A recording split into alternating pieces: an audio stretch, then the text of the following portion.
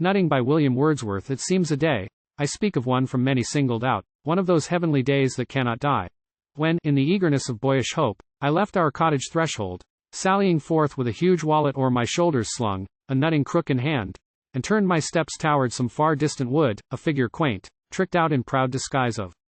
cast-off weeds which for that service had been husbanded, by exhortation of my frugal dame, Motley accoutrement, of power to smile at thorns, and brakes, and brambles, and, in truth, more ragged than need was.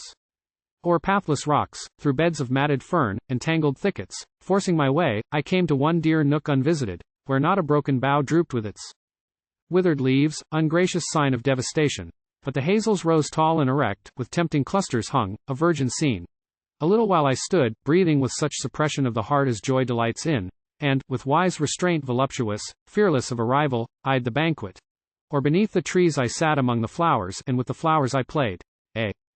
temper known to those, who, after long and weary expectation, have been blessed with sudden happiness beyond all hope.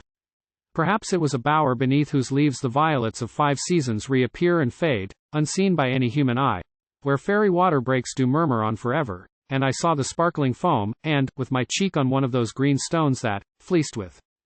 moss, under the shady trees, lay round me, scattered like a flock of sheep, I heard the murmur, and the murmuring sound, in that sweet mood when pleasure loves to pay tribute to ease.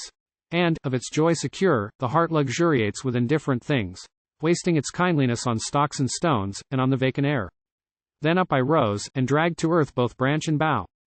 With crash and merciless ravage, and the shady nook of hazels, and the green and mossy bower, deformed and sullied, patiently gave up their quiet being, and, unless I now confound my present feelings with the past, ere from the mutilated bower I turned exulting, rich beyond the wealth of kings, I felt a sense of pain when I beheld the silent trees, and saw the intruding sky.